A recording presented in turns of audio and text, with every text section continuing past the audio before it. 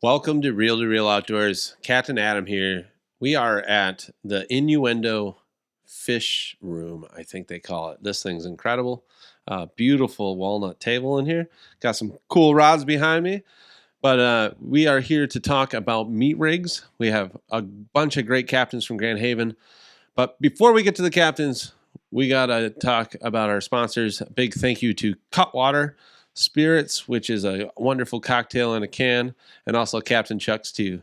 So let's meet those captains and get the show on the road. Captain Phil Retherford, Catch a Bunch Charters, Grand Haven, Michigan. Captain April Bosker, Seafleet Charters, Grand Haven, Michigan. Captain Chris Bunda, On the Fly Charters, Grand Haven, Michigan. Captain Jeremy Barber, Innuendo Charters, Grand Haven, Michigan. Before we get to that topic, if you can hit that subscribe button, like and share this video, it'll help our channel grow. So let's get those captains in here and get this topic started. So as far as what my go-to meat rigs are, it depends a lot on what time of day and what the weather's looking like. But if I have a bright sunny day, I typically will be running this UV netminder with a jackhammer somewhere. Oftentimes it'll be on my high divers or out on one of my cores. I usually run the 8-inch version of this on, let's say, a 300 copper, one of my deeper coppers, or on the high diver. And the 10-inch is usually living on the high diver, sometimes on the low diver, depending on how late in the day it is. But I like this rig a lot after about 10 o'clock in the morning when the sun is directly overhead. This has been a really good rig for me for a couple of years. That jackhammer head seems to produce a lot of mature kings for us, so that's a really good one. One second, real quick. Who makes the jackhammer? Sure. Brand wise. So yeah, this is a big weenie jackhammer meat rig behind a 10-inch UV netminder spin doctor, and I run this.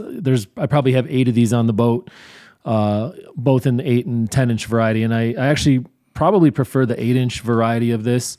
Because oftentimes later in the day it's on my deep coppers. So, but the 10-incher will I'll stick that on the high diver a lot late in the day and stretch it back like 200, 250, back away from the boat. Sometimes I'll kick that high diver out to 3.5 to get it as far away from the boat as I can. And that's a pretty good middle of the morning bait for us.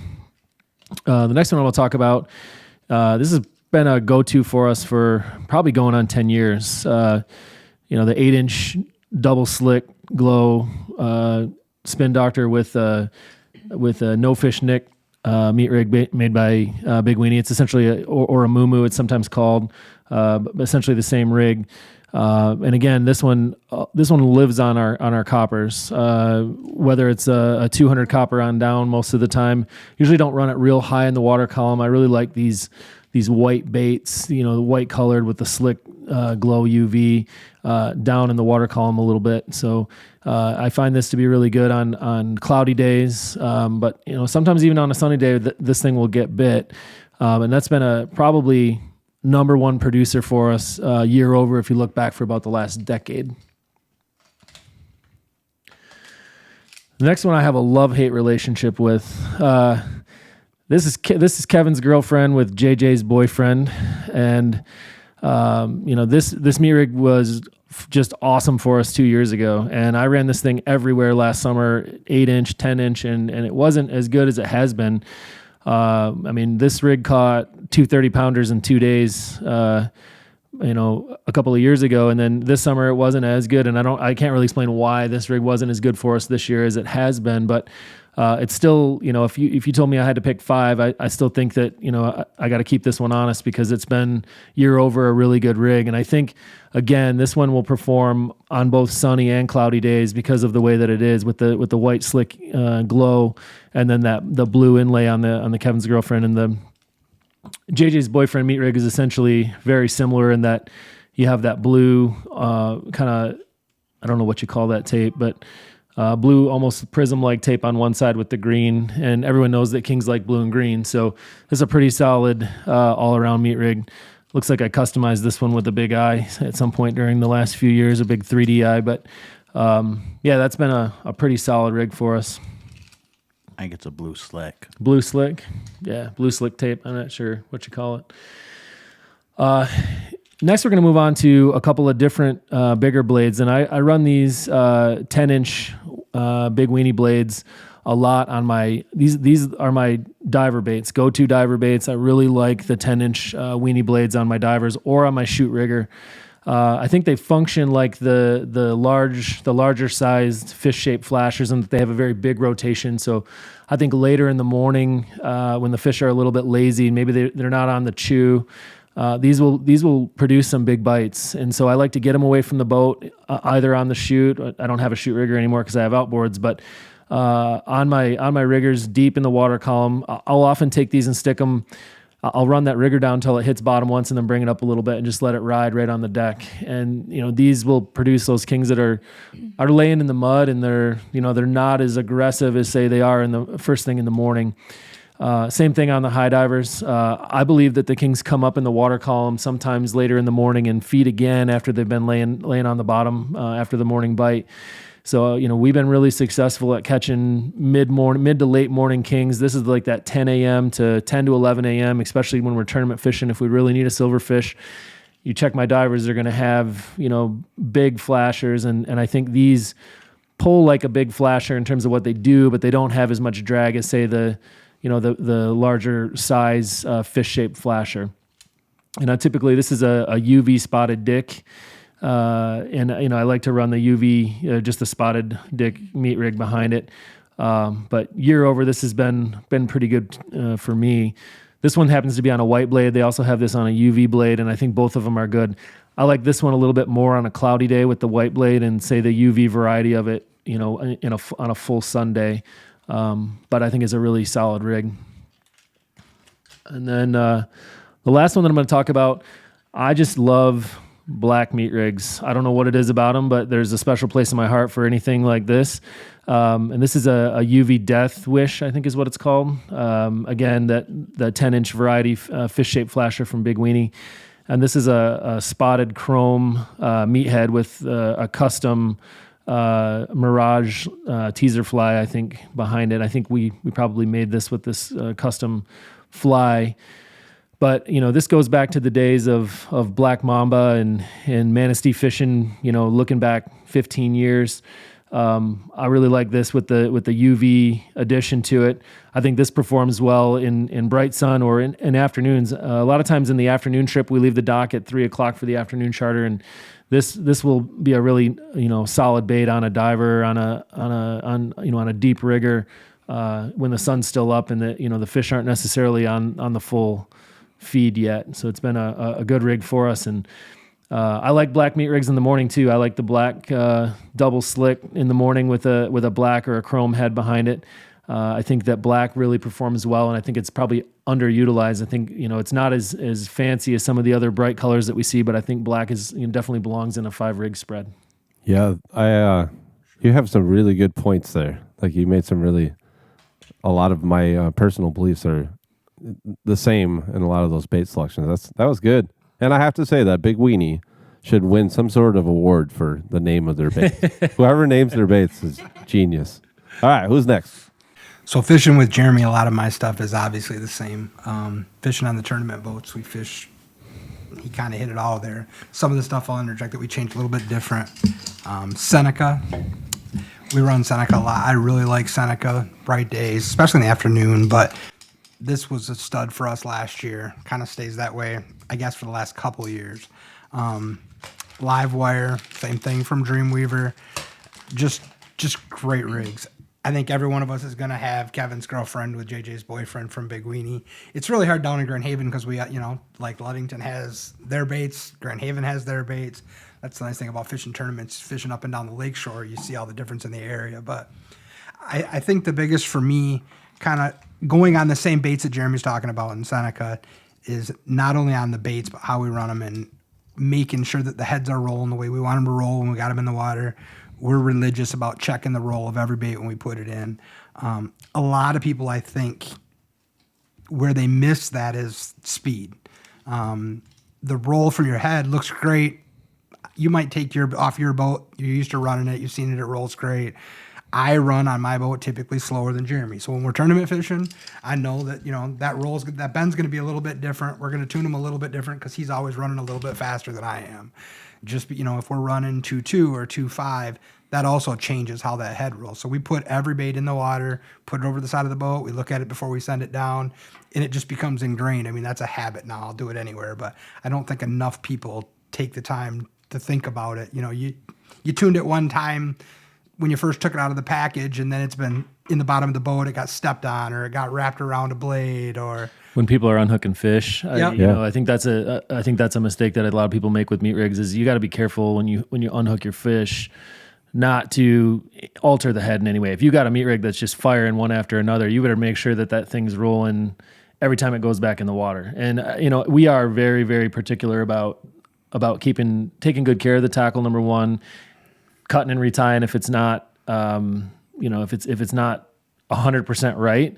And we take pictures. I think I said that on a previous video, but if we have a rig that's good, we measure it. We carry a measuring tape right on the boat. We measure it with the measuring tape right there, take a picture of it. We know exactly how it was laid out. We can recreate it.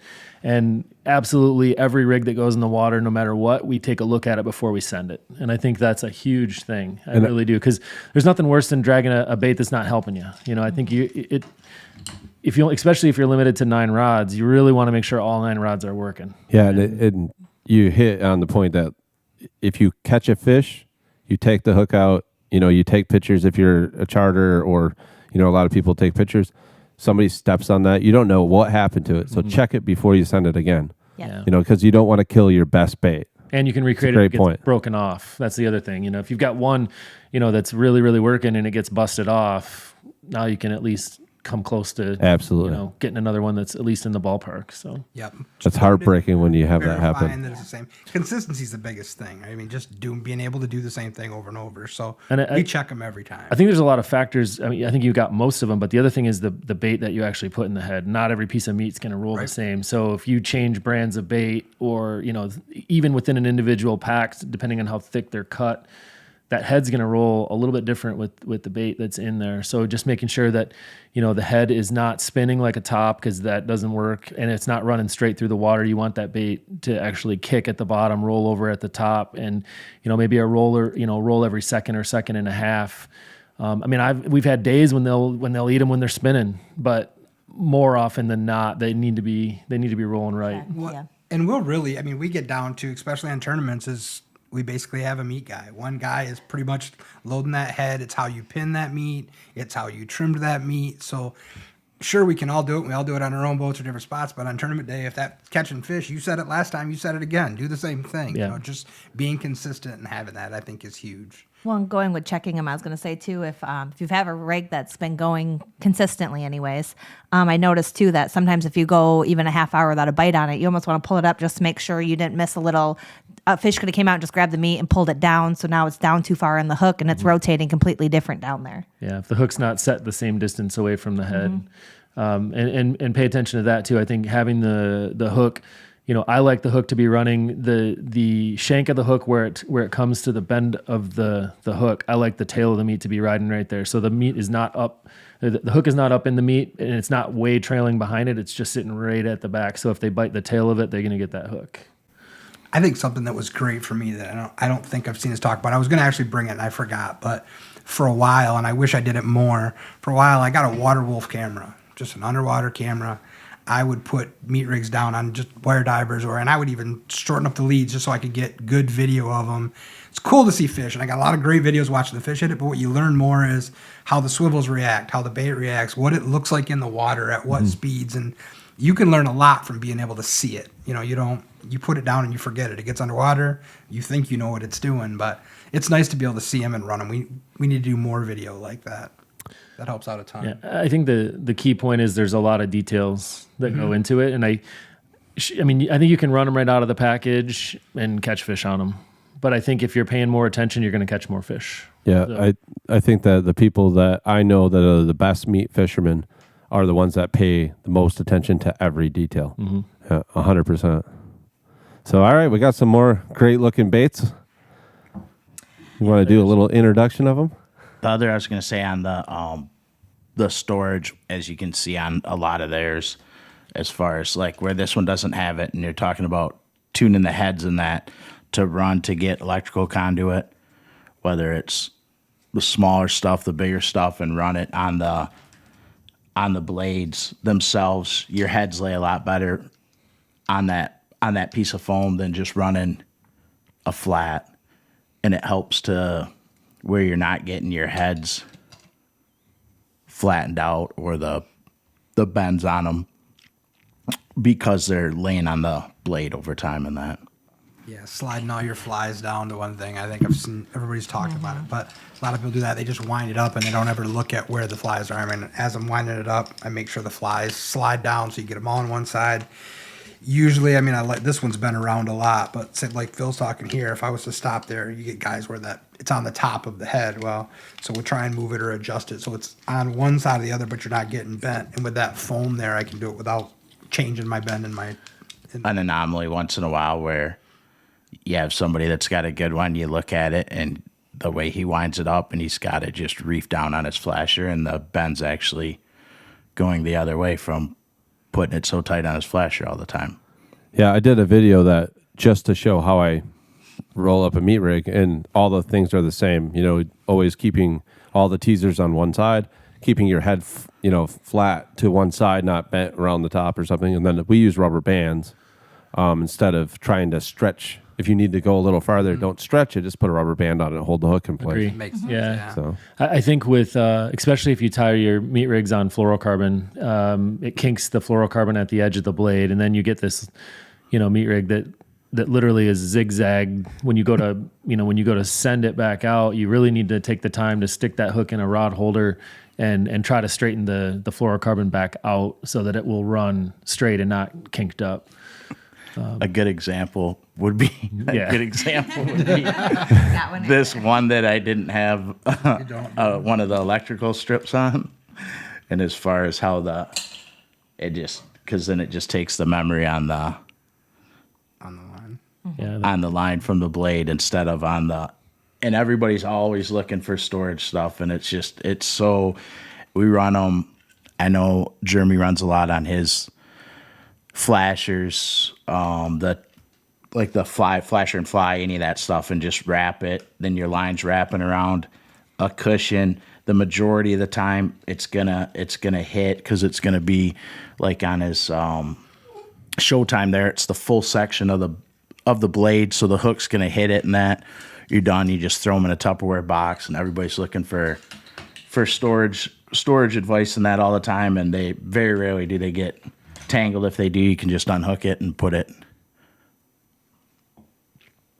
yeah, absolutely. So do we have any other hot baits that anyone wants to give up on camera?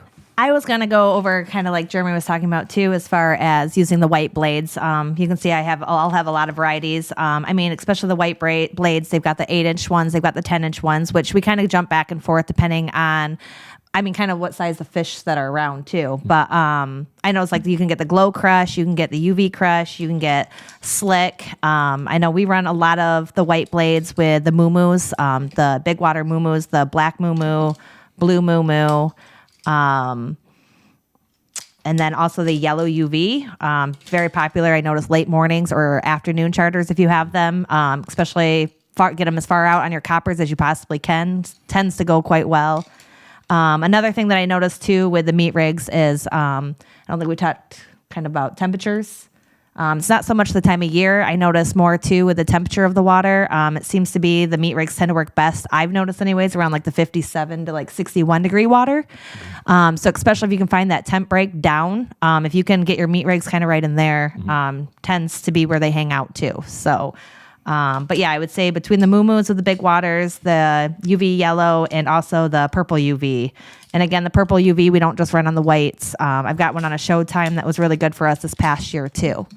So, don't think you have to just stick to the white blades. I've seen that purple rig there on a lot of Showtimes. Yeah. And I think that is a really good bait. And it doesn't look like it should be, but it is. How do you guys feel about slick glow versus crush glow? And what's your preference there? I've noticed for us anyways, we tend to go with the crush glow more in the mornings that are darker evenings before sunset. As far as the UVs, I mean, some have glows. Honestly, there's sometimes if I don't know which one's going to go, I'll put, we'll do highs and low divers, and I'll throw one of each out and kind of see what starts going. Notice what the fish are more attracted to, and then I'll start switching things to that as well. So if you're able to run the 4 divers, 2 on each side, high and low, it's kind of a good way to kind of play it a little bit. Yeah, I think that's a great point. I think some days, just because something was going yesterday doesn't mean that's what they want today. Right. So I think you still have, you can't come and load your spread up with 9 of one Right. or 14 of one thing. They might still like that, but a slightly different version of it. Right. So I think you got to mix it up, and having white blades with, there have been days where I've had white blades with UV that are just absolutely on fire, and then the next day they don't want the UV blade for whatever reason. They want that slick glow or crush glow or that pearl fish scale you have there. That pearl fish scale has been a really good blade for a lot of years. Yes. Even the 10-inch one, we've had really good luck with the 10-inch. I mean, I know we ran one even on a paddle, actually. I didn't bring one today, but we run a meat rig, 2 on a pearl fish scale paddle on one of our deeper coppers that were going quite well, too, a little bit deeper.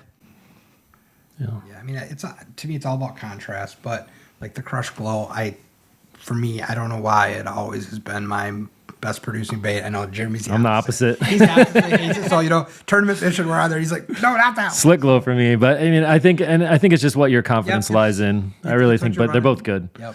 For the majority, I would say I'm more crush glow on when I'm running those blades on the 8-inch. I don't run as much 10-inch as what I know like Jeremy does. A lot of my blades I run are 8s.